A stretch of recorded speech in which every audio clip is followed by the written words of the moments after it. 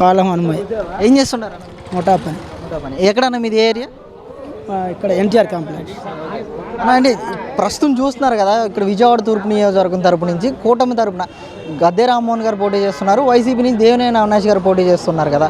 మీకు ఎవరు వస్తే అభివృద్ధి జరుగుతుంది అనుకుంటున్నారు? అసలు ఏం చెప్తారు? అసలుకి మామూలుగా అయితే గవర్నమెంట్ తెలుగుదేశం చంద్రబాబు నాయుడు టైంలో అయితే రాష్ట్రం డెవలప్ అయితే ఒకసారి అని జగన్మోహన్ రెడ్డికి వేసాము. అమరావతి రాజధాని లేదు, దానివల్ల పరిశ్రమలు లేవు, అభివృద్ధి లేదు, కార్మికులకు పనులు లేవు, ఇసుక లేదు, చాలామంది అన్ని సంస్థలు ఇబ్బందులు పడ్డాయి. ఒకసారి చూసాం కాబట్టి ఈసారి మళ్ళీ ఇప్పుడు చదువుకున్న యువత కూడా అంతకుముందు ఆ టైంలో పరిశ్రమలను వచ్చాయి. ఇప్పుడున్న పరిశ్రమలు కూడా అమరారాజు ఒకటి పెద్ద పెద్ద ఫ్యాక్టరీలు మొత్తం విదేశాలు. చంద్రబాబు నాయుడు టైంలో క్యూఎం మోటార్ తీసుకొచ్చిండు, పెద్ద పెద్ద పరిశ్రమలు వచ్చినాయి, అన్నీ వెళ్ళిపోయినాయి. అన్నీ వెళ్ళిపోయిన తర్వాత ఇవాళ రాష్ట్రం చాలా అప్పుల్లో పోయింది. ఆయన ఇచ్చే డబ్బులు అందరికీ వేసిన ఉపయోగం ఏముంది? ఇప్పుడు నేను కష్టపడి చదువుతున్నాను, నా పిల్లలు చదివించుకుంటున్నాం, కానీ వాళ్ళు ఏడో బెంగళూరు, చెన్నై, మద్రాసు పోయి ఆడ 30,000-40,000 చేసే బదులు ఇక్కడ నుండి 30,000 చేస్తే ప్రైవేట్ స్కూల్ అందరూ గవర్నమెంట్ జాబులు రావు, ఉన్న గవర్నమెంట్ జాబులు చాలు. ఇక్కడ నుండి కానీ పరిశ్రమలు వచ్చినాయి, వాళ్ళకి 30,000 వచ్చినా మన కళ్ళదట్టు ఉంటారు, వచ్చినా చాలు ఇంట్లో ఉంటాయి. ఇవాళ వాళ్ళు 40,000 పెట్టి బెంగళూరు, హైదరాబాద్, చెన్నై పోతున్నారు. ఏం పరిశ్రమలు లేవు, యువతకి చదువుకున్న వాళ్ళకి ఉపయోగం లేదు. చంద్రబాబు నాయుడు ఏంటంటే మళ్ళీ రాజధాని వస్తే ఆయన మీద అభిమానం మీద ఒకసారి వస్తే రాష్ట్రం డెవలప్ అయింది, ఇదైద్దని మళ్ళా అదే ఊపులో వచ్చిద్దని అంచనా. అంటే మీరు ముఠా పని చేస్తున్నారు కదన్న, ఈ 5 ఏళ్ళలో మీరు ఎదుర్కొన్న సమస్యలు ఏంటి? అసలు ఏంటి అంటే పనులు లేవు. అంతకుముందు బాగా వచ్చాయి, ఇప్పుడు ఏంటంటే పనులు లేక కొంచెం తగ్గినాయి. ఇది రాష్ట్రం విభజన తర్వాత ఈ అమరావతి రాజధాని తర్వాత బిల్లర్లు మొత్తం హైదరాబాద్ వెళ్ళిపోయారు. హైదరాబాద్ వెళ్ళిన తర్వాత మనకు పనులు కొంచెం తగ్గిపోయినాయి, స్లో అయినాయి. వ్యాపారాలు వాళ్ళు ఏమంటున్నారు, మాకు వ్యాపారాలను వాళ్ళు అంటున్నారు, మాకేమో గిట్టుబాటుగా కూలీలు పెంచమంటే వాళ్ళు పెంచలేక, డబ్బులు లేక వాళ్ళ బాధలు వాళ్ళు ఉన్నారు. మా సమస్యలు మేము చెప్పుకున్నాం, వాళ్ళ వ్యాపారం వాళ్ళు. అందుకని కొంచెం గవర్నమెంట్ వచ్చిన తర్వాత స్లో అయిపోయింది.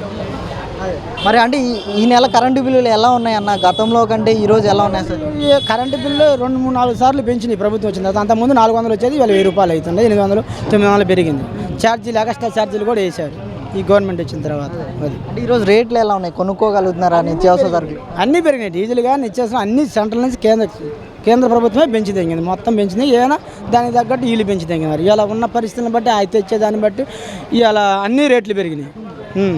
అంటే ఈరోజు మా ప్రభుత్వం వచ్చాక ఇల్లు లేని వాళ్ళకి సెంటు స్థలం ఇచ్చాం కదా, ఇల్లు కట్టిస్తున్నామని చెప్పి మాట్లాడుతున్నారు కదా. అప్పుడు చంద్రబాబు నాయుడు టిడ్డుకు ఇల్లు కట్టిన ఇల్లే ఇవ్వలేదు, మళ్ళీ ఏమైనా కట్టి కొన్ని ఇవ్వలేదు. కొంత లెక్క కట్టిన ఇల్లు కంటే లోన్ కూడా తెచ్చుకున్నారంటే మాకు డబ్బులు కట్టమని గవర్నమెంట్ పంపిస్తుందంట, ఇల్లు ఇవ్వకుండా గవర్నమెంట్ కట్టమని పంపిస్తుంది. మరి ఇంకా అది ఎక్కడ న్యాయం అర్థం కావట్లా.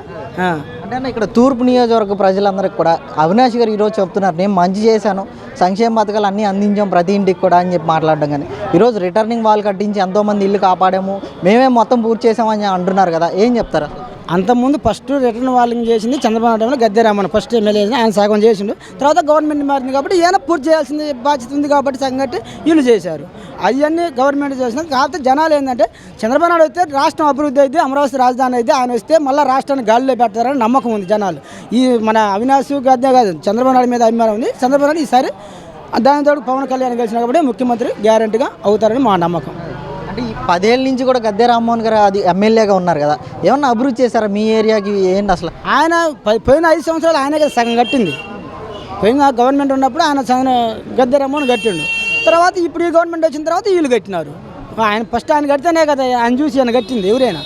మరి అన్ని రోడ్లు సాధ్యంగా ఆయన చేసిన. పోయినసారి ఇప్పుడు గవర్నమెంట్ లేదు గద్దెకి, వీళ్ళకి ఇన్ఛార్జ్ వీళ్ళు కట్టించినారు. ఎవరైనా ముందు చేసినా వీళ్ళు చేసినారు, అంతేగాని వాళ్ళకి ఇలా సంబంధం. గద్దె రమ్మను పిలిస్తే పలికేవాడు, మంచి వ్యక్తి. తెలిసి ముక్కు మొహం తెలియకపోయినా రమ్మంటే అడిగి వస్తాడు. ఆయన కొంచెం ఆయన మీద అభిమానం జనాలు. అంటే అన్న ఈరోజు అభిమానం మీద ఆయనకి వేస్తాం. ఈ రోజున బస్సు యాత్ర చేస్తున్నారు జగన్మోహన్ రెడ్డి గారు, 175 నేనే గెలుస్తానని సవాల్ చేస్తూ, నేను సిద్ధమని కూడా సవాల్ చేస్తున్నారు కదా. మరి ఎలక్షన్స్ ఎలా ఉండబోతున్నాయి అంటారు? 30 రోజుల టైం ఉంది కదా. పోయినసారి కూడా చంద్రబాబు నాయుడు అధికారం ఉన్నప్పుడు బస్సులు పెడితే జనాలు కుప్పలు వచ్చినారు. పోయినసారి కూడా మేమనుకున్నాం చంద్రబాబు నాయుడు జనం బాగా వస్తున్నారు, బస్సులు పెట్టినారు, చంద్రబాబు నాయుడు ముఖ్యమంత్రి అయితే అనుకున్నాం. కానీ జనాలకి ఆ గవర్నమెంట్ ఏ గవర్నమెంట్ ఉన్నప్పుడు జనాలు ఎక్కువ పోతారు, సిద్ధంగా కానీ దేనికైనా. గవర్నమెంట్ లేదని తక్కువ పోతారు. అయినా గవర్నమెంట్ ఇవన్నీ చూడదు. ఈసారి జనాలకి ఏంది అమరావతి లేదు, మనకు ఒక ఊరని చెప్పుకుంటే గుండెకాయలంటే అమరావతి లేదు. ముందు అన్ని ఊర్ల పైన మీకు రాజధాని అంటే ఏ రాజధాని చెప్పలా, 3 రాజధానులు 3 రాజధానులు చెప్పలేకపోతాం. అందుకని కంపల్సరీగా రాష్ట్రాలలో ఇవాళ ప్రతి ఏరియాలో మీదే ఊరంటే పలానా ఊరు మనకు ఒక ఊరు ఉంటుందిగా, ఆ ఊరు చెప్పుకోలేకపోతున్నాం. అది అందువల్ల తర్వాత యువత మొత్తం ఇలా పరిశ్రమలు మొత్తం వెళ్ళిపోయినాయి. అమరారాజా 10,000 మంది బతికేవాళ్ళు చిత్తూరు జిల్లాలో, అదే అమరారాజానే హైదరాబాద్ వెళ్ళిపోయింది. మరి హైదరాబాద్ ఎంతమంది పరిశ్రమలు వెళ్ళిపోయినాయి? ఒకప్పుడు అనంతపురంలో కియా మోటార్ తెచ్చిండు చంద్రబాబు నాయుడు టైంలో, చాలా కంపెనీలు వచ్చినాయి. ఇవాళ ఈ కంపెనీలన్నీ వెళ్ళిపోయినాయి. అందుకని మళ్ళీ కంపెనీలు వస్తే యువతకి చదువుకున్న కుర్రోళ్ళకి ఏదో నెలకి 30,000 పాతికన్నా ప్రైవేట్ కంపెనీలో చేరితే వాళ్ళ భవిష్యత్తు వాళ్ళు బతుకుతారు. ఇలా ఇలాక చెన్నై, బెంగళూరు, హైదరాబాద్ పోతున్నారు. హైదరాబాద్ పోతే వాడు నెలకి 30,000, ఆడు ఇంటి అద్దె 15,000, ఆడు మిగిలేదు ఉండదు ఏముండదు. అదే అడిగింది అనుకో 30,000 తెచ్చినా వాడు ఏం చేస్తాడో మనకు తెలిసింది. పిల్లగాడు ఏం చేస్తాడో వాడు పోతుందో తెలియదు. దానికి దీనికి తేడాది. అంటే అన్న ఈ రోజున మేము సంక్షేమ పథకాలు అన్నీ అందించాం కదా, రాజధాని లేకపోయినా మీకు అమ్మఒడి ఇచ్చాము, రాజధాని లేకపోయినా అన్ని సంక్షేమ పథకాలు ఏ ఒక్కటి ఆగలేదు కదా. ఈరోజు సామాన్యుడికి రాజధానితో పనేముందని చెప్పి అడుగుతున్నారు. అన్ని కులాలకి న్యాయం చేసామని చెప్పి మాట్లాడుతున్నారు. ఏం చెప్తారు? ఇప్పుడు సంక్షేమ పథకం పథకాలు అంటాం ఇచ్చిన ఉపయోగం ఏంది? ఇప్పుడు నా కాడ ఇప్పుడు రోజుకి నాకు 1,500 వచ్చేది 1,000 రూపాయలు వచ్చా. నా ఆదాయం రోజుకి 500 పడిపోయి నెలకు 15,000 పోయా. అదే మరి ఇలా పిచ్చి మందు 100 రూపాయలు 200 ఆయా. అది 100 రూపాయలు నాకు నెలకు 3,000, 12,000, 36,000 నా దగ్గర నువ్వు మా ఆడవాళ్ళు 15,000 ఇస్తే ఉపయోగం ఏముంది?